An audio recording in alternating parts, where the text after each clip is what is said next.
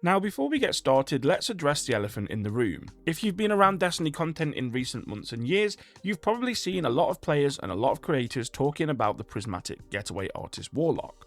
And honestly, that isn't a coincidence. Builds don't stay in the spotlight this long unless they're doing something very right. So today I'm not here to claim I reinvented the wheel, I'm here to break down why this build has lasted so long, why it's used about across the game, and why it's the strongest all-around Warlock build, if not strongest build from all three classes in the game in my opinion. When multiple creators across different playstyles keep circling back to the same setup, it's usually Destiny telling us something. The Prismatic Getaway Artist Warlock doesn't just excel in one niche, it works absolutely everywhere. Solo content, endgame content, team play, casual play, it doesn't matter. Most recently, whilst I've been trying to solo the new Dark Age challenge within the Warlord's Ruin dungeon, it appeared to me just how strong this build is. And I mean, I've been using this for solo and difficult content, I've been using this for Grandmasters for the longest time. Everywhere and everything that you need to do, you can do with this build. The build survives meta shifts because it's not propped up by a single broken interaction, it's built on the fundamentals: survivability, ability uptime, crowd control, and passive damage. At the heart of the build is the Getaway Artist exotic. Consuming your arc grenade gives you a powered up arc soul and makes you amplified, turning you into a walking turret platform before you even fire a weapon. Prismatic as a subclass takes this to the next level by letting us layer multiple elemental systems on top of that arc soul without sacrificing survivability. So in terms of your actual subclass setup for Prismatic, Storm Grenade is a strong area of controlled grenade and consistent damage, and is also the key trigger for Getaway Artist. Arcane Needle is a reliable debuff application and provides us with ability kills, and Phoenix Dive is going to be the one that you would choose depending on your setup, which we'll get into a little bit more in a second, but it gives you that instant survivability and healing when things get a little bit too spicy. So Feed the Void as an aspect is mandatory in my opinion. This is what makes the build feel almost immortal. Ability kills grant Devour, which means constant healing and grenade regeneration. The more enemies on the screen, the harder you are to kill. Your second aspect choice is going to depend on the content that you're doing, and I do make this switch often myself.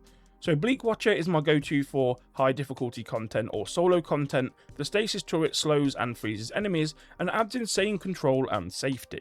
So in any places where you have large enemy density but you can't really close the gap on them, this is going to allow you to do that by locking down the battlefield, freezing, slowing everything and basically stopping it from fighting back. You can, however, also swap this for Hellion. So this generally might be for more lower tier or add dense activity where raw damage and pressure matter more than control. However, this is the version of this that I've been running for the solo Warlord's Ruin. The damage and the ignitions that you can get from Hellion, plus obviously the Devour as well, in combination with the Arc Soul from the Getaway Artists themselves, this makes for an insane mixture of survivability and raw offense as well. The flexibility within this build is absolutely huge though, and that is one of the things that makes it so much better than anything else that you can run. The fragments that tie it all together are going to be Facet of Hope, so faster class ability regen while amplified, or when Devour is active, which is basically always. Facet of Dominance enhances your arc grenade interactions, making Storm Grenade even more impactful, and it also applies Weaken as well to the Transcendent version of the grenade.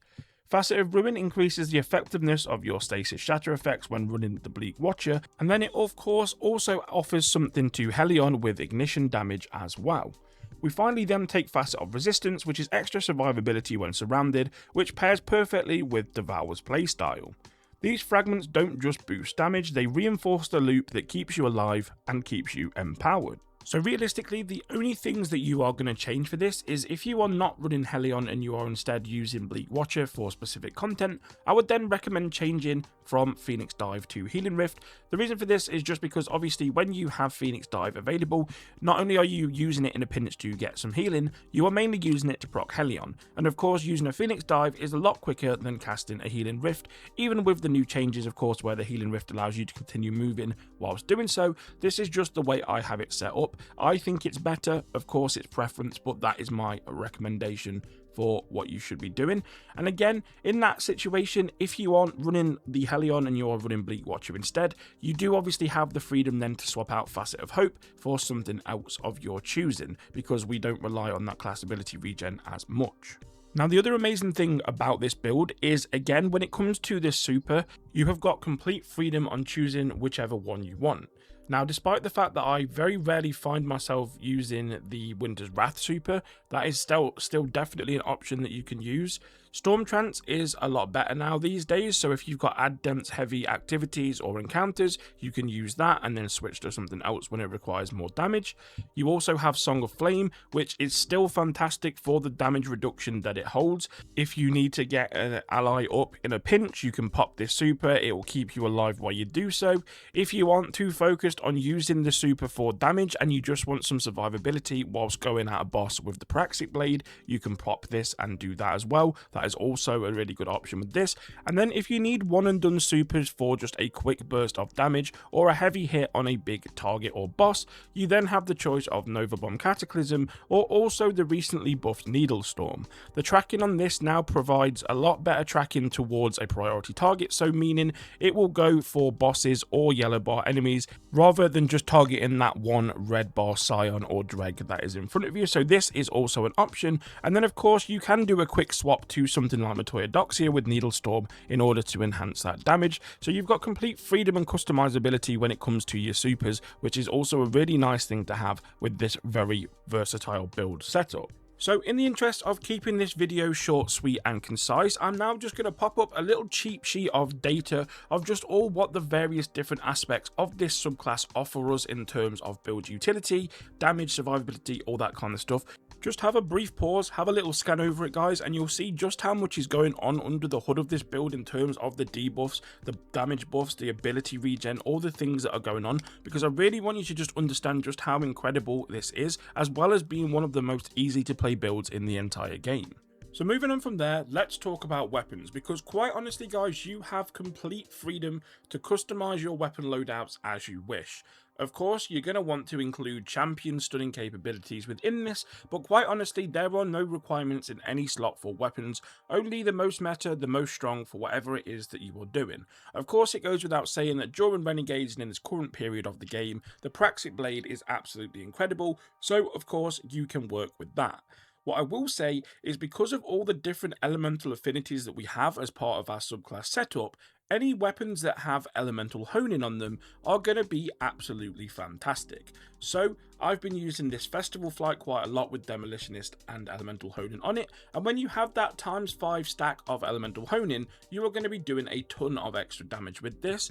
Other things like the Mint Retrograde also have this, the Sire Turner Arc Rocket Pulse also has availability for this as well, and then the 86 Sword is something that I actually have used as part of the solo Warlord's Ruin as well. It managed with this entire build and that sword to 2-phase the first boss and 3-phase the second boss, which is the Ogre, which is of course pretty good considering that it is not really anything special, it's not an exotic or anything. I use that sword to great effect. So any weapons that have elemental honing on them, just as a tip, they are something that you can 100% use, but anything that you find strong, anything that's going to help you stun and champion, stuff like that, you can absolutely 100% use.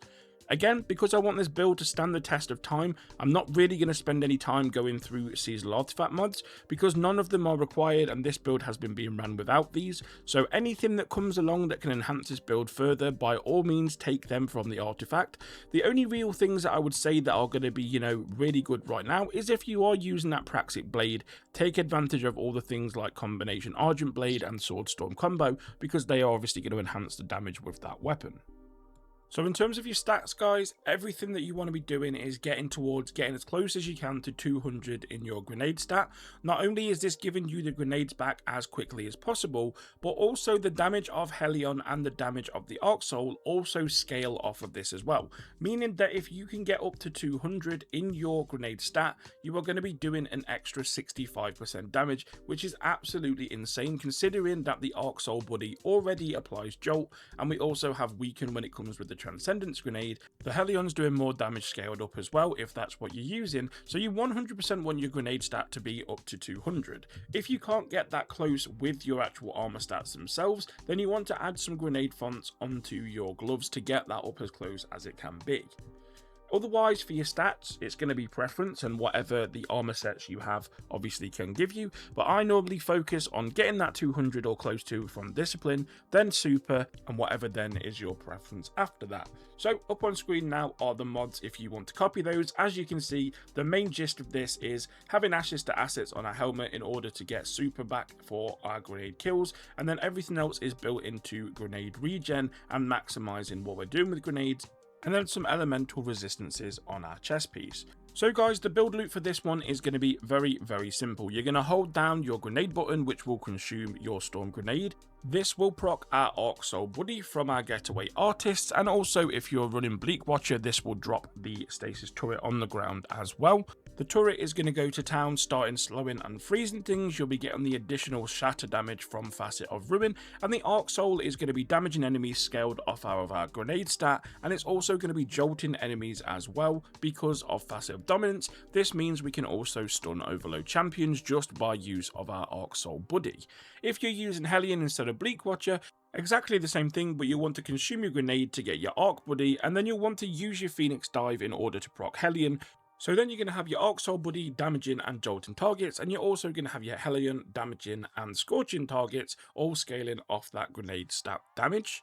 Then you're going to want to throw your Arcane Needle as well. This is going to apply the Unravel debuff and debuff enemies and spread that around the room. And then whenever you have your Transcendence, you want to make sure that you pop that, but before you do so, if you have your Arc Grenade available, make sure that you consume that first, because then you will have an Arc Buddy with you, whilst you also have the Transcendence Grenade, meaning that you can weaken targets and jolt them at the same time. So when your Transcendence comes up, consume your grenade, get your Arc Buddy out, then pop your Transcendence, throw your Arcane Needle, and then start throwing those Transcendence Grenades around as well. And this is going to be doing a ton of damage to all enemies in its vicinity, and that is also the way that you want to go about setting up for a boss DPS phase as well. You'll want to make sure your Arc Soul Buddy and your Hellion are out, then pop your Transcendence, throw your Arcane Needle, and then start throwing that Transcendence Grenade to weaken before then popping your Super, your Nova Bomb, or whatever the case may be. So it's really simple, guys. There's so much ability uptime and survivability in this. Practically the build plays for itself, and you have to do very little in terms of weapon damage and things like that, even in the highest levels of negative power delta content.